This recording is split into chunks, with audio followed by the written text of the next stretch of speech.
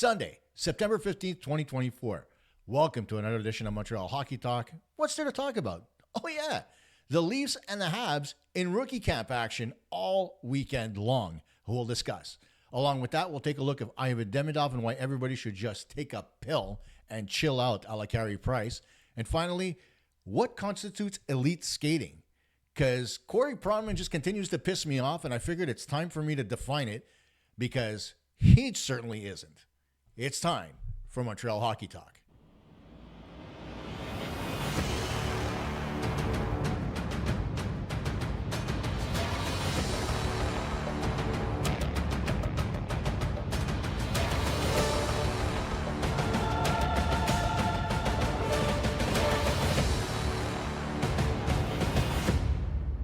Hey, Habs Nation, and welcome to another edition of Montreal Hockey Talk. I am your distinguished host, maybe not so distinguished, Coach K. Don't forget to follow us on all the socials. They're all defined down there, whether it's X, Instagram, and especially the YouTube channel. And please, don't forget, take the time to click like, subscribe, and make sure you hit the notification bell so that you get all the latest and greatest as it gets posted online. Now, as my graphic disappears, what's there to talk about? Holy crap, it was rookie camp. And there was a lot going on as I run the highlights from the rookie camp and the goals that were scored.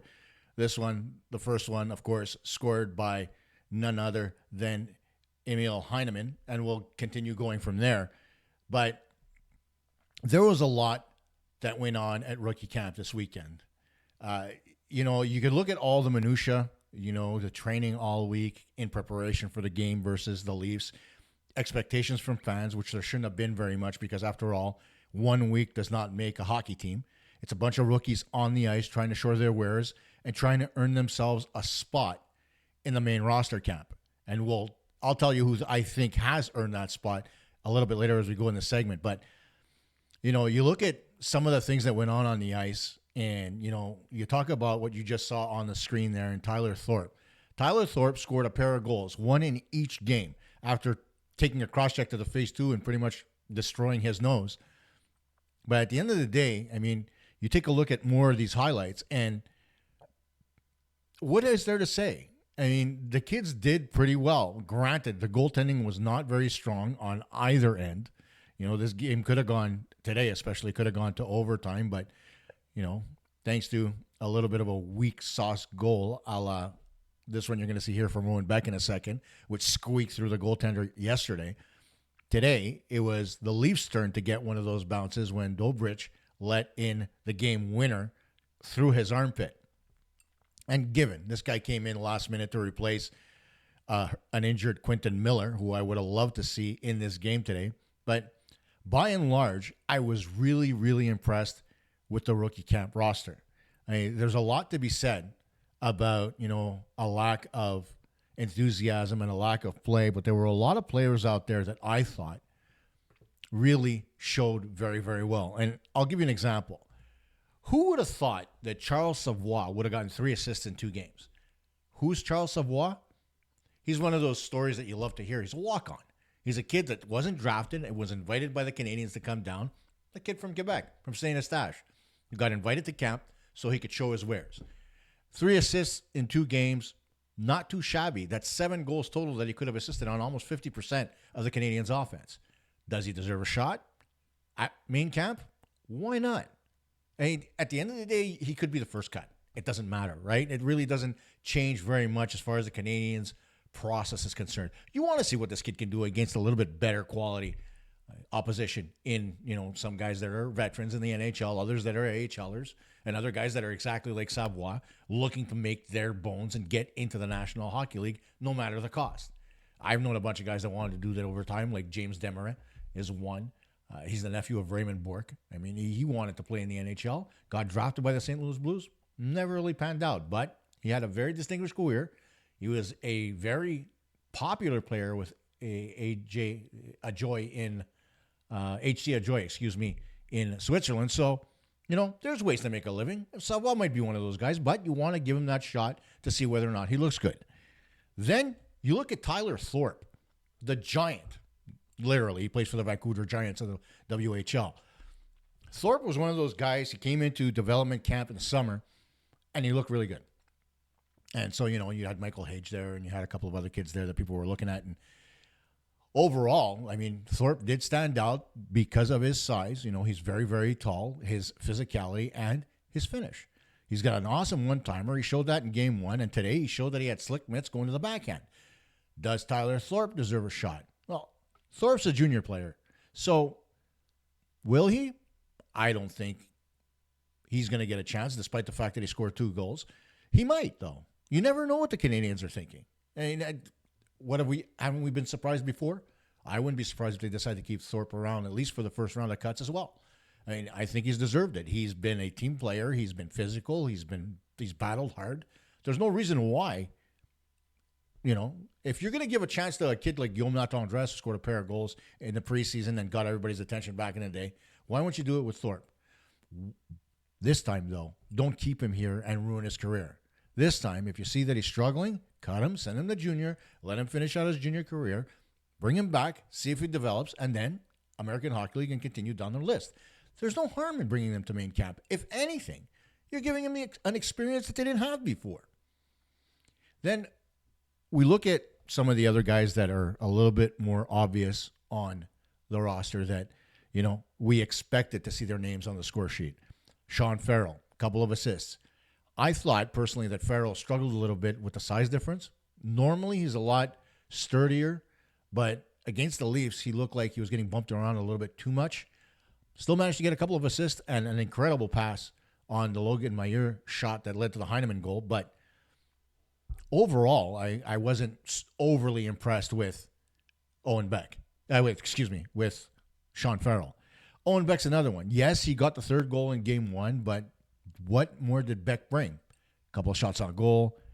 Nothing really flashy. And you would have expected a little bit more flash from a kid like Beck. Will Beck go to camp? Yes. He's one of those guys. He's going to the American Hockey League, so he's going to get that first look at camp. And then if he doesn't show more than he did in the rookie showcase, then, see ya in Laval. And trust me, in Laval, you're going to be in very good hands. I'll get to that in a bit. Lane Hutson. Let's talk about everybody's favorite defenseman. And, he hasn't played a single game in the National Hockey League, and he's already a fan favorite. Why? His enthusiasm, his elusiveness, which is beyond reproach, and just his joyous way of playing. Now, granted, the way he plays, again, this was a rookie showcase, right? There's no real veterans there. The way he plays, he's going to get killed. He's going to get planted. And you saw it today. He got clapped along the boards. Everybody lost their minds. It wasn't a gratuitous hit. It was a solid check along the boards, but the Canadians took offense to it, which they should. He's literally the defenseman of the future for this team. But do you want to see him at the National Hockey League level already? I think so. You look at everything that he did. Sure, he got 2 assists, but you look at his stick handling. He was making fans ooh and ah with his ability to be elusive and make moves to get the puck away from other defenders. He was good as far as anticipating where the opposition was going to pass the puck and had an active stick and made sure that he intercepted passes along the way. So there's no reason why Lane Hutson is going to go anywhere but the Canadiens' main camp. It remains to be seen whether he makes the team. Again, it's another one of those things where he's going to come in. He's expected to make the team, right? That's what everybody thinks. But there were some comments trying to temper expectations by Kent Hughes saying, you know what? If he deserves to be there, he'll be there. I'm not going to keep him as a specialist. And those are key words, keeping him as a specialist. I mean, after all, we've seen the grand experiment when it comes to specialists, right? Marc-Andre Bergeron was that classic type of power play specialist from the point who had the big booming shot despite the fact he couldn't play a lick of D, and he had a hard time passing the puck. But they put him out there because he was a power play specialist, and he got points. And teams have done that, over time and time again. They try to go to the well with guys that they don't think can play 20 minutes a game, but they slot them in there for 9 or 10 whenever they've got a power play, maybe less, depends on what kind of team they play. But at the end of the day, all those guys have a spot in the National Hockey League if teams deem it. The same goes for Lane Hutson. But I don't think Lane anybody should worry about Lane. I mean, Lane is going to adapt, right? Whether it's right away when he gets to exhibition camp or main camp, or whether it's later on after a little bit of a stint in the American Hockey League. Again, that's a Marty St. Louis and Kent Hughes decision. I'll leave it to them. But I think with a little bit of veteran presence and, some guys drawing attention away from Hudson, it's going to give him a little bit more room to be able to do his thing. Because at rookie camp, at these two particular games, you knew the Leafs were picking on him. You knew the Leafs knew that, hey, any offense that comes off the back end is going to come off the stick of Lane Hudson. And they were right. And that leads me to the other guy who was producing offense is Logan Mailloux. That's why I had that little slip there for a second. Logan had a goal and 2 assists, 3 points over the entire weekend. His goal, coming off a bomb set up, right? It was I believe the fourth goal of the game. The third goal, of today's game. And he clapped it the fourth goal, I'm right. Right over the shoulder of the Toronto goaltender into the net. A one-timer as it came off the boards. I mean, that's not teachable. That's skill. And he put it right over his shoulder in the only spot he had, and the Canadiens tied it up. But, you look at him overall, a mean streak on defense. You look at his ability to pass the puck. You look at his contributions on offense. He's ready for prime time. He's ready for the National Hockey League, and I said it myself. He's going to make the team coming out of camp. I have no doubt. The American Hockey League should be an afterthought for Logan Mailloux. I mean, again, we're talking about that whole development curve thing that I keep bringing up time and time again. Mailloux is skyrocketing. He's on that upward trajectory. You bring him to the AHL, that's going to plateau. Because right now he's got that enthusiasm knowing that he's got what it takes to make the National Hockey League level. There's no doubt in my mind. He's an NHL defenseman. And so watch for Mailloux to make it as the 6th or 7th defenseman on the Montreal Canadiens, pushing Arbor Xhekaj, pushing Jaden Struble. I mean, it's going to be a tight fit between those guys on the last pairing, but Mailloux's got a spot on this team, I guarantee you. Then comes the other wild card, and somebody that played extremely well the entire weekend. He didn't make any mistakes. He contributed on offense, didn't make any bad pinches, got a couple of assists. That's David Reinbacher. I don't think anybody was expecting Reinbacher to actually show anything at this camp. I think it was, make an appearance, go to the American Hockey League, do what you have to do. But Reinbacher is pushing the envelope a little bit. He's been physical in his own end. He's contributed on offense, getting a pair of assists through the weekend. And there's a tough decision to be had. He's another one that's going to go from the rookie camp to the main camp. And I think in his case, and I would be remiss if I was corrected. I wouldn't care because it's a benefit for the Canadiens one way or the other. But I think that like Logan Mailloux, a year of teachable moments in the American Hockey League, especially under a coach like Pascal Vincent, who's been there and done that at junior, the NHL, the AHL level. I mean, I think it would benefit him. Remember, we used to have a defenseman by the name of Johnny Kovacevic on the Montreal Canadiens who was coached and developed by one Pascal Vincent with the Manitoba Moose. So he knows how to bring up defensemen. He knows how to create quality on the back end, smart players that are able to react properly and cover their defensive zone. And with Reinbacher, he's got that offensive upside. So why not? Why not just let him go? Let him enjoy the moment. And it is what it is, right? I mean, it's not anything more than that. I think by and large, we all saw what we saw at the rookie camp and didn't expect very much more. It was a showcase. Listen, if I was one of those rookies, I'd be happier than a pig in poop because overall, when you're playing a game in front of 20,000 people, I mean, you're going to be amped. And that atmosphere at the Bell Center is second to none. You know that as well as I do, whether it's preseason, exhibition season, rookie camp, you name it. Montreal Canadiens fans bring it, and they love you no matter what. As long as you're wearing the same flannel, there's no argument to be had. You represent the Montreal Canadiens. You're a proud Hab, whether you're on the team or not. You're happy to be wearing the logo.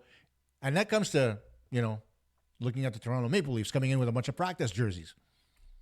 Well, how much pride do you have in your team to let you put together a rookie roster that's wearing practice jerseys. Seriously. I mean, the Canadians did it right. They let all the kids enjoy wearing the full Montreal Canadiens uniform. There was no in-between. There was no Fanatics practice jersey. It was the real deal. And I think the Leafs should have done the same thing. I mean, they're not for a lack of money. They can do it. Why not do it for a bunch of kids? Let them enjoy the moment wearing the actual Toronto Maple Leafs jersey, not the big one with the circle in the middle that says practice jersey, I'm a loser. No. Just let them wear the Leafs jersey that says they're a loser, right? With the Maple Leaf. I mean, that's all I'm asking here. Moving on, we'll talk a little bit about Ivan Demidov. And for those of you who aren't aware, hang on as I try to get this clip going. Demidov actually scored his first goal in the KHL today. Set up by Evgeny Kuznetsov on a nice play from behind the net. Demidov in front, put the first shot off the post. Second one, buried it. And, you see his dad there on the clip, all happy. And, I mean, good for the kid. I mean, I'm happy that he scored that goal because, a lot of the talk was about the fact that he got benched. Oh, my God. A kid coming out of junior playing his, third or fourth professional game got benched. My God, am I surprised. Are you hearing the sarcasm in my voice? You shouldn't be surprised at all. I mean, why does everybody have their panties in a bunch over this? It's the beginning of the season. It's not like they're sending him to the MHL. Here's a kid who was on the cusp of being sent to the MHL right off the bat and played in a tournament against men with the U-23 team from Russia and by and large dominated. And SKA St. Petersburg decided, you know what? I think we got a place for this kid. He's not going to play top line minutes. He's going to play on the third or fourth line, but he's going to play and he's going to learn and he's going to adapt and he's going to develop. Does that sound wrong to anybody? Seriously.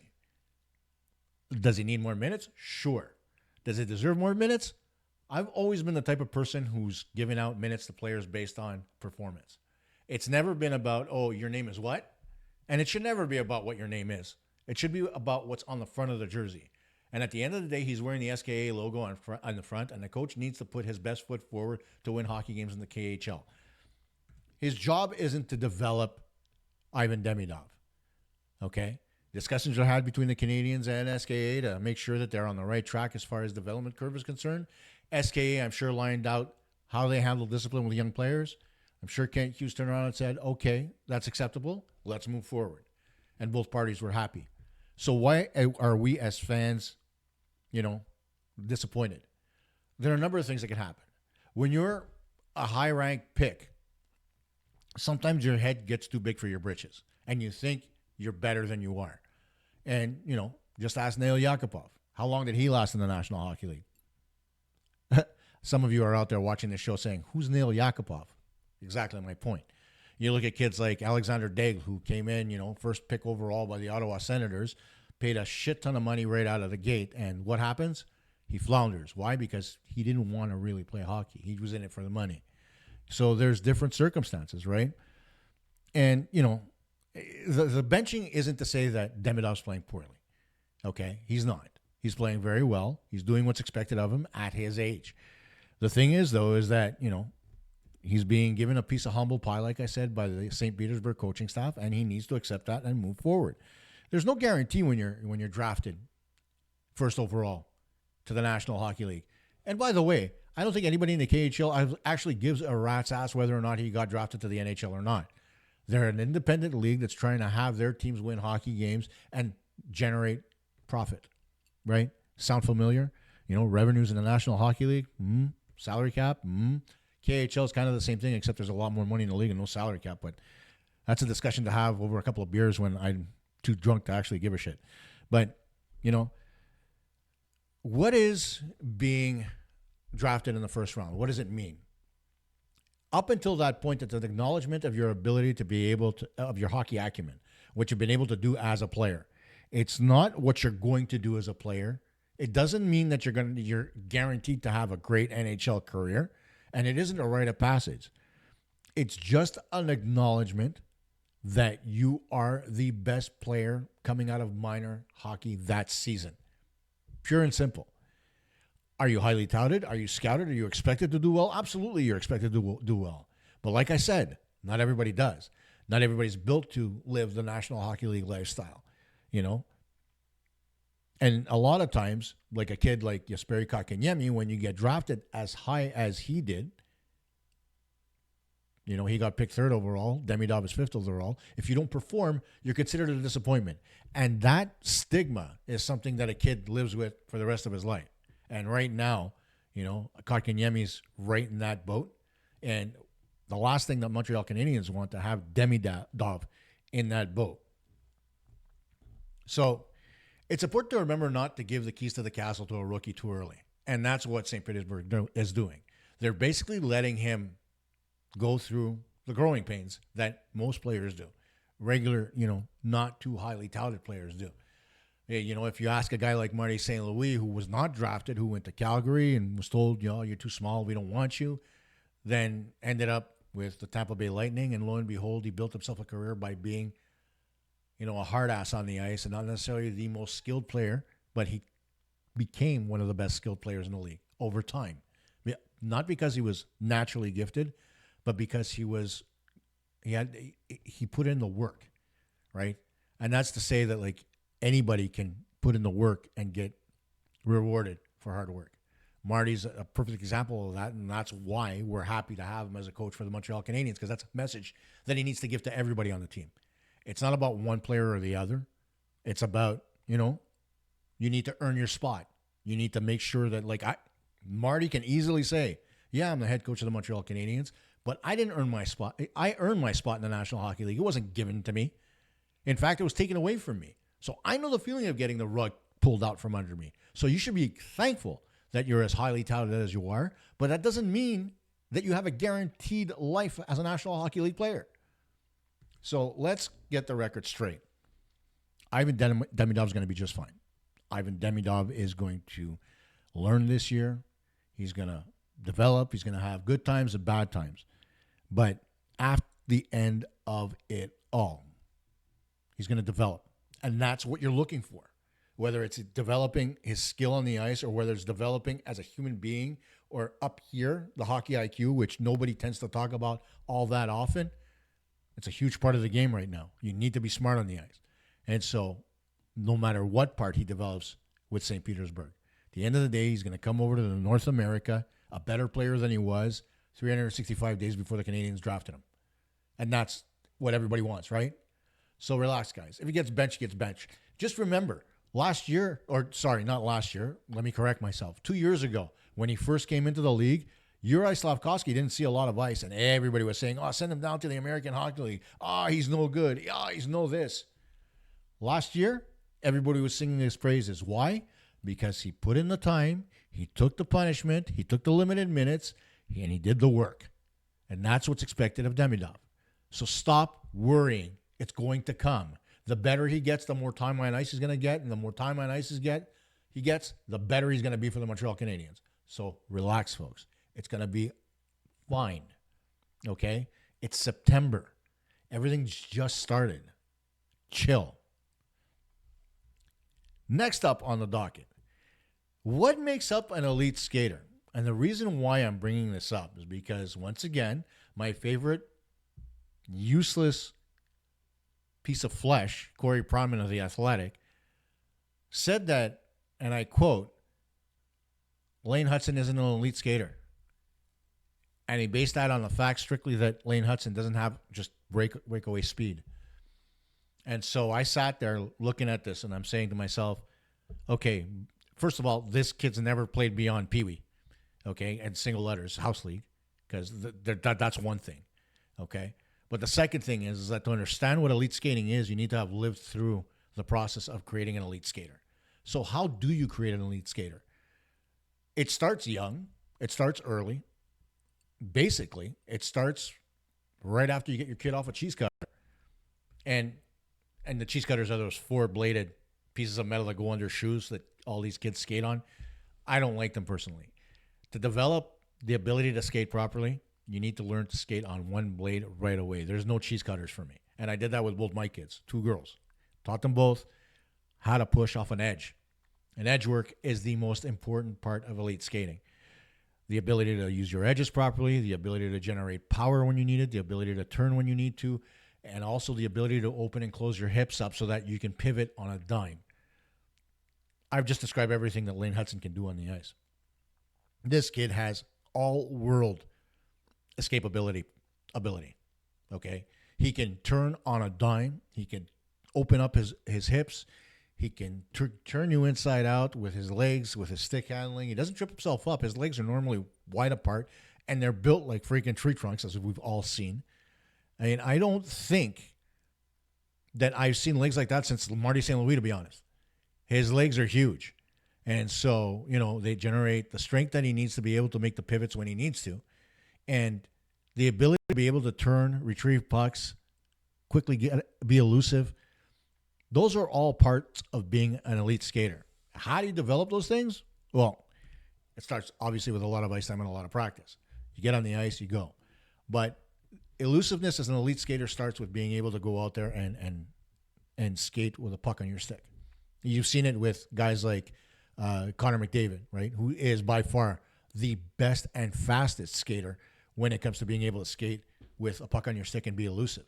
I think that Lane Hutson is just below that tier because he's not quite as fast. I mean, granted, he's never going to be as fast as Connor McDavid, but as far as elusiveness is concerned, God, I can't get that word out. And elusiveness and, just an ability to be able to get to open spaces without giving up the puck just by skating there. I haven't seen anything, especially through the last 2 games, that tells me that he's not an elite skater. There are skaters out there, for example, take a Paul Coffey. Paul Coffey was pretty much the smoothest skater in NHL history. He would generate power quickly, and he would skate up the ice super fast. Ask me if he could turn as fast as one Lane Hutson. No. That wasn't part of what he learned as an elite skater. And he was an elite skater. Don't get me wrong. Paul Coffey was among the best, but he wasn't as quick and as effective to be elusive with his feet as Lane Hutson. What Coffey had was a great first pass and an ability to skate like the wind. So he one push and he would already almost be at full stride. And there's a limited number of people that actually have that ability, right? It's the same for Lane Hutson and his ability to be elusive. It's a limited skill set. There aren't a lot of people that can do it. One of the guys that was also good at it was Sidney Crosby. Sidney Crosby, he's admitted himself, he's not one of the fastest skaters in the world, but the kid, and I call him a kid despite the fact that he's one of the older guys in the National Hockey League now, he could elude anybody. He'd be in the corner, open up his hips, he'd be on his edges, just slide by people with the puck on his stick while he's looking in the direction of where he wants to pass. I mean, those are skills, again, that make you an elite skater. Okay? There's a reason why people like Barb Underhill train hockey players. It's not because she teaches them how to skate fast, which she does anyway, right? That's part of her program. But the more important part to Barb's training is her ability to teach guys how to use their edges properly, because if you don't know how to use an edge, you'll never be an elite skater. That goes without saying. It's the reason why I'm not in the National Hockey League. I never learned how to use my inside edges properly. Admittedly, I didn't have the greatest coaches in the world, but, I tried to teach myself how to use my edges. And in the time that I actually learned to use my edges properly is when I was teaching younger kids to do it. It wasn't when I was playing. It was 20 years down the road. And so it's always teachable. Doesn't mean it's already going to come to, help you out at the end of the day, but it's always something that you can learn. Like I didn't learn, everybody who's watching, if I'm wrong, put it in the comments. But when you learn to skate, you always learn to cross over better on one side than the other. Why? Because every team that goes onto the ice, right, jumps on the ice and skates counterclockwise. So you turn to your right, you start to skate around the rink counterclockwise. So you learn to cross over right over left. When it comes time to learning how to cross over left over right, if you don't know how to use your edge, like this guy, you can't do it. So this guy learned at an older age to be able to do it because I was teaching younger kids to do it. So I took the time to teach myself. And it started with dryland training first. You laugh, but it starts with being able to do it without skates on, right? how to bend your knees, how to shift your weight, those kind of things, right? And once you get that down, you put on a pair of skates and you try to do it while you're skating. Again, all these tools that an elite skater learns over time. So we got to stop with this Lane Hudson is not an elite skater business. Okay, the definition of an elite skater is not his ability to skate fast. Because if that was the case, somebody like Mike Krushelnyski would be an elite skater because he could crunch the ice and he could fly when he got to full speed. But he was not an elite skater by any stretch. Okay, neither were guys like Jari Kurri. Jari Kurri was not an elite skater. He was a good skater, but not elite. Right? You look at Paul Coffey, very fast, not elite. Gretzky was an elite skater, despite the fact that he wasn't quick. He was shifty on the ice. Bobby Orr wasn't fast, but he was a very good skater and had the ability to skate around people. He wasn't slow, but he wasn't uber fast. Maybe first time, but if you ever watched him skate, he had the ability to be elusive, skate around people, stop, turn. Kind of why his knees were taken out, right? Before all the times that people hit him. But that's the type of guy that we would call an elite skater. Same goes for Sidney Crosby. Same goes for Connor McDavid. Same goes for Lane Hudson. Their ability to be elusive, okay, McDavid is fast, like I said, but their ability to be elusive makes them an elite skater. Their ability to get into a corner and pivot out of the corner quickly and generate speed to turn and pass the puck, that is elite skating. So stop defining elite skating as somebody who's fast. It's not. Okay? Nick Suzuki is an elite skater. He is not the fastest guy on the ice. So let's stop it. Okay? Lane Hudson, elite skater, no issue. And finally, one other thing that I wanted to bring up before we cut out the show a bit, right? Because I didn't really present anything as far as Pascal Vincent, the coach, is concerned, right? And it's kind of hard to do that when you've got a limited set of questions. And when I looked at the questions that some of the journalists asked them, like, what did it feel like to put on your tracksuit for the first time? Okay, duh. The guy lived 5 minutes from where the Place Belle is right now. You're asking him what it feels like to put the sweater on. A guy that grew up in Quebec, a guy who coached a junior team in Montreal, and you're asking him what it feels like to put on the CH. Let me tell you, it feels fucking good. Okay? Stop asking obvious questions and ask questions that matter, right? Somebody asked him about Johnny Gaudreau. There's a question that matters, right? Because you wanted to get his opinion on a guy that he coached, and he talked about Johnny Gaudreau in his press conference. Now, I've had an experience with Pascal Vincent back in 2009. I had the privilege of sitting next to him at the NHL Coaches Conference during the 2009 draft here in Montreal. And, you know, I also had the chance to be on the ice with him in Ville Saint-Laurent when I was coaching there as he came in to do a coaching seminar with us. And even back then, when he was just the coach of the Montreal Juniors and hadn't stepped foot in an NHL or AHL rink yet, you could tell that he had something special. And yeah, who am I to say that he had something special? You know what? I was a coach back then who was a sponge. I was a coach who would take everything that somebody else would say and I try to adapt it to what I was doing. And, you know, whether it was when I was on the ice with him or whether it was when I was sitting next to him in the can at the Chateau Champlain, there was always something that Pascal had to say that was interesting. And, you know, he's very well spoken. He's very intelligent. And I think he's definitely an upgrade from Jean-François Houle. And that's not to say that Jean-François Houle didn't do a good job with the AHL team, with the Rocket, but I didn't think he did a great job. I think that Pascal Vincent is much better suited to develop players at the AHL level, like he did, as I mentioned before, with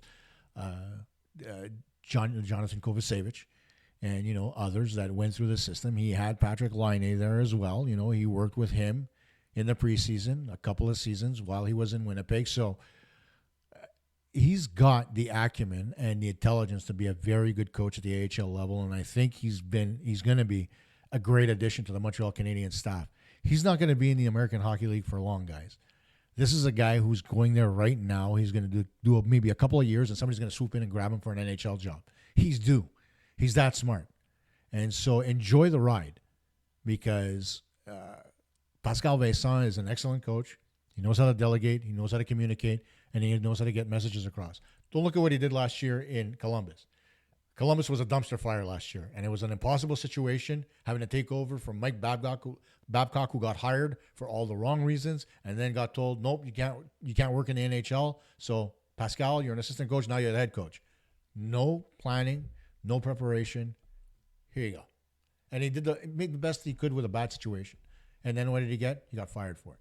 And that was nobody's fault, not even his. It wasn't Don Waddell's. It was just an organizational decision to get away from that whole governance that was there in Columbus and try to start with a clean slate.